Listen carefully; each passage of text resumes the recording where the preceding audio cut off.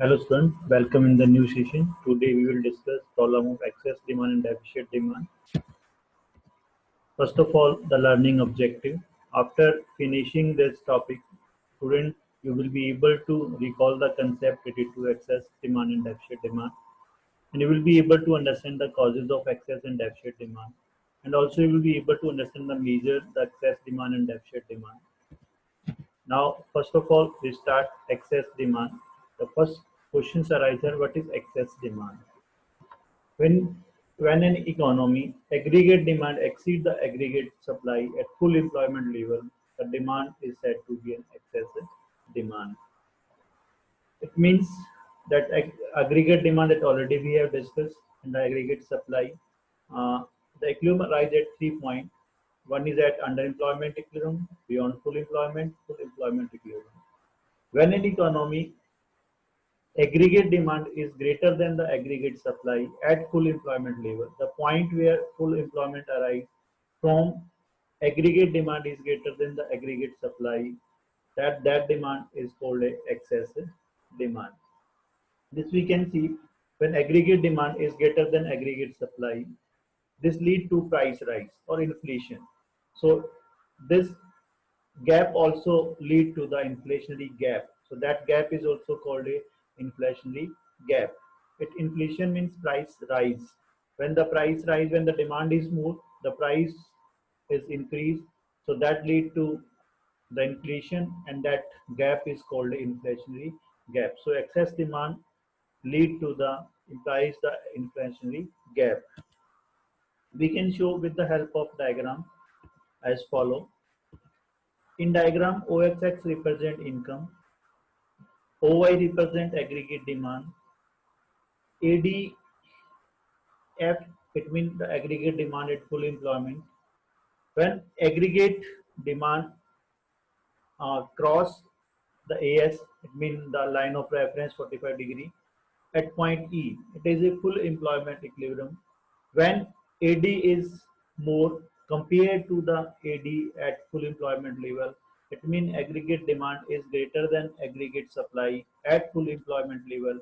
So that point or that gap EF is called excess demand, or due to that excess demand the inflation arises, so that gap is also called inflationary gap. At that point, when AD greater than AS at full employment, this lead to price rise or inflation. So it is also called an inflationary gap. So in this way, we can explain the excess demand. Again, I repeat, when ADF is a aggregate demand at full employment, AD1 when the demand increase.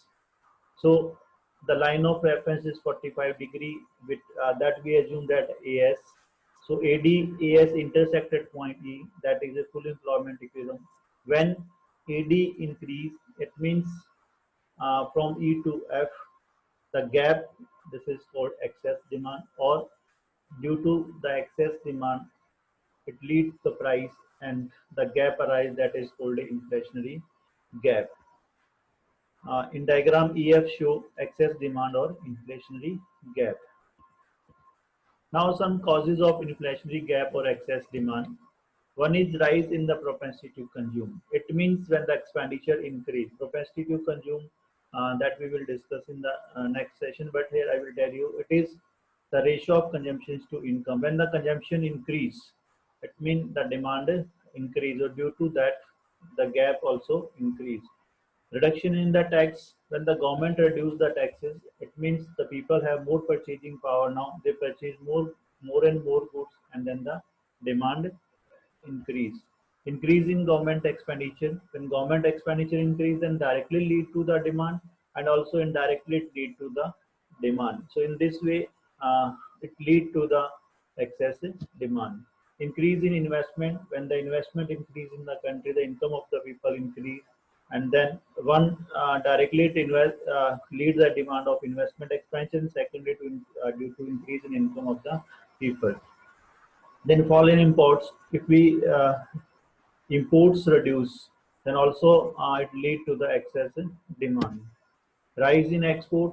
When the export increase, it means the goods demand is increased. So in this way, these are the causes of the excess demand. One another is increase in money supply. The circulation of money increase in the country, then the demand increase. So excess demand arise or inflationary gap arise. So now how to control this inflationary gap or excess demand? We have two policy. One is the fiscal policy, which is made by Government of India. Second is the monetary policy, which is made by Reserve Bank of India. So with the help of these two policy, government try to control the deficit demand or a excess demand. So here, first of all, discuss measure to control the inflationary gap or a excess demand. First, fiscal policy. Government have two tools only. One is the expenditure and second is the tax. So first of all, government in fiscal policy decrease the government spending. And government spending decrease in some extent, they are able to reduce the demand. So in this way, they try to control the excess demand. Second is increasing tax rate of taxation. When the rate of taxation increase, they try to uh, control the purchasing power of the people. If purchasing power reduce, then to some extent the demand reduce. So in this way, by these two tools, majorly they try to control the excess demand. The another is increase in borrowing within the country from people. If government increase the borrowing, it means government are taking money from the people. So it means they are reducing the purchasing power of the people. So in this way, the government also try to control uh, that excess demand or inflationary gap. Now, government avoid to apply deficit financing when to print new note to increase the circulation of money. So in this way, government again try to control the excess demand. Maybe government are not able to control 100%, but maybe at some extent by these steps, government try to control the excess demand. Now, the monetary policy which is made by Reserve Bank of India, and monetary policy have two type tools. One is the quantitative instrument, second is the qualitative instrument. First is quantitative instrument in the bank rate, CRR, SLR, and the open market operation. Bank rate is the rate at which uh, central bank lend money to the commercial bank. It means if bank rate increase by the if excess demand is there, then the government increase the bank rate. If bank rate increase, then the commercial bank get loan costly, and then they provide costly. It means they provide less loan to the people. People will take less loan. So in this way, they try to control. The same way increase in CRR. If CRR increase, CRR is the rate at which commercial bank keep reserve with the central bank. Some amount of initial deposit which is keep reserve with the central bank. So that is called CRR. Or government under the monetary policy to control the excess demand, RBI increase the CRR. If CRR increase, it means commercial bank keep reserve more money and then the less money for the circulation. So in this way, they try to control increase in SLR, statutory liquidity ratio. It is the rate at which commercial bank keep reserve in their own bank. They keep this amount in their own bank. So they again, if it increase, it means they keep more money and then they provide less money to the people's. Mean for the secondary deposit or maybe on the form of the loan. So in this way, the purchasing power of the people reduce and some extent the excess demand is controlled. Sale of government security, that is called a open market operations. It means under the open market operation, two operation is there, sale and purchase of security. In the case of excess demand, they sell the government security to the public and take money from the peoples. If they take money from the people, they reduce the purchasing power of the people. So in this way, they try to control the excess demand. Now, some qualitative methods. First is increase the value of margin requirement or the security value of loan. Margin requirement or security value of loan means it is the rate at which bank keep margin with the secured collateral security and the loan provided by the bank. Like for example, if you want to take loan, then you have to provide some security to the bank. Like for example, your value security value is 100 rupees. Then bank will not provide 100 rupees loan to you. Bank will provide less than that. So the gap is called a margin requirement or a security value of loan. So that will increase. If it increase, like earlier Bank provide 80% loan. Now bank provide only the 70. The margin requirement increase 30%. So bank provide only the 70%. So the purchasing power of the people reduce. Then moral solutions to control moral pressure, moral solutions. It means the RBI or the bank they advise to the uh, control to the commercial bank and then people to control that the excess demand mean to less provide loan to the people and in this way they try to control rationing on credit. Sometimes they can fix a quota of the credit you will provide these amount only, not more than that. So in this way the rationing of the quota credit. Then the direct action, they can directly apply any rule and regulations to provide credit to the public. So in this way they try to control the excess demand. So these are the quantitative and qualitative by the monetary policy and tool of the fiscal policy. In this way, they can control the excess demand. Now, the deficit demand or deflationary gap. Deficit demand is opposite of the excess demand. It is uh, when the aggregate demand is less than the aggregate supply. It means aggregate demand falls short of aggregate demand required to establish full employment. That gap is called deficit demand, or due to that the price down and that deflationary gap arise. So that situation is a deficit demand when aggregate demand is less than the aggregate supply.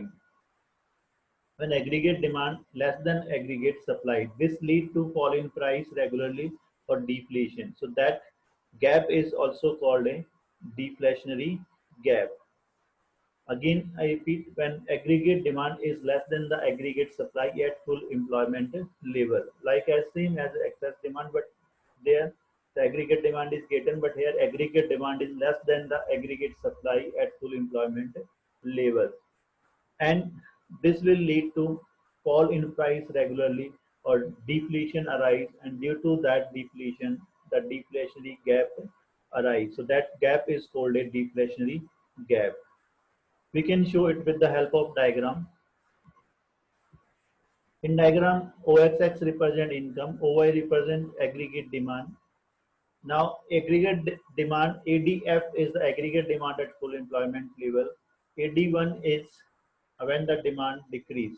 It means aggregate demand, the E point where aggregate demand equal to line of reference 45 degree at point E. The full employment equilibrium is point E. But when the demand decrease, AD1, E2, F, that gap arise, that is called a deficit demand. It means required demand is OE, but actual demand is YF. The difference is a deficit demand. The gap is called a deflationary gap because the deflation arise. Deflation means the price down, price decrease. So this gap is called a deflationary gap or a deficit demand. In diagram, EF show deficit demand or inflationary gap. This EF gap is called a deficit demand or a inflationary gap. Now some causes of deficit demand or deflationary gap. First is decrease in propensity to consume. If expenditure ratio decrease, then demand decrease. Increase in taxes, then when the government increase the taxes, then it uh, reduce the purchasing power of people, then people purchase less, and then the deficit demand arise. Decrease in government expenditure, government decrease the expenditure, then directly reduce the demand, and also indirectly reduce the demand. So that also lead to the deficit demand. Fall in investment expenditure, if investment expenditure reduce, then it directly lead to the deficit demand, and also indirectly to reduce the purchasing power of the people because the income decrease. Underutilization of resources. Sometimes the resources are not properly utilized, fully utilized, so the demand decrease. It means we are not utilizing the resources properly, so it means the demand is not creating. So deficit demand arise or deflationary gap arise. Now measure to control deflationary gap. Again, we have two policy, fiscal policy and monetary policy. Fiscal policies have two tools only: expenditure and tax. First is increase in government spending. If deficient demand is there, then to control the deficit demand, the main objective is to increase the purchasing power of the people. So government try to spending more, increase government spending. So directly lead the demand, increase the demand. So in some extent the deficit demand is controlled. The second is to decrease in rate of taxation. When government decrease the taxation, it means government increase the purchasing power of the people. So in this way, they will purchase more and the deficit demand controlled at some extent. Decrease in public borrowing within the countries. When government decrease the public borrowing, it means money with the public only. Now, government will not try to collect the money from the public. They will not borrow money from the public. The money with the publics, and the public have more purchasing power, and so they purchase it more. So in this way, they try to control the deficit demand. And government increase volume of expenditure through the deficit financing. Now government increase the expenditure through the deficit financing. Now print more new note, and then government try to increase the demand. So this is the fiscal policy by which government try to control the deflationary gap. Now monetary policy, it have again two tools: quantitative methods and qualitative. Quantitative methods now decrease in bank rate. Already I told you it is the rate at which central bank lend money to the commercial bank. Now bank rate decrease. If bank rate decrease, it means the commercial bank get cheap loan. They provide cheap loan to the public. Public take more loan, and then they have more purchasing power. So it means the demand is controlled. Decrease in CRR, it is the rate at which commercial bank keep reserve with the central bank. It means now commercial bank have more initial deposits. Now they can create more credit creation. So they can create more credit, and purchasing power of the people increase. So in this way, they try to control. Decrease in SLR. Now again the same thing is there, that the purchasing power of the people increase because now commercial bank provide more loans. They keep reserve less and provide credit creation to the public more. So in this way, they try to control. Purchase of security from the open market. Now government purchase the security from the peoples and then provide a money to them. So in this way, they increase the purchasing power of the public, and then the public will purchase more goods, and then the deficit demand is controlled at some extent. Now some qualitative methods: decrease in margin requirement or security value. It is the gap between the security value and the loan provided to the bank. Now it decrease. If it decrease, then the bank will provide more loan to the public and increase the purchasing power. Moral solutions to credit creation. Now provide a moral direction, moral solutions to create more and more credit to the bank. Change the rationing of credit system. Now earlier in the excess demand, government provides some restrictions. Now remove that restriction and to provide more and more credit to the public. It means change the rationing of a credit system. Thank you.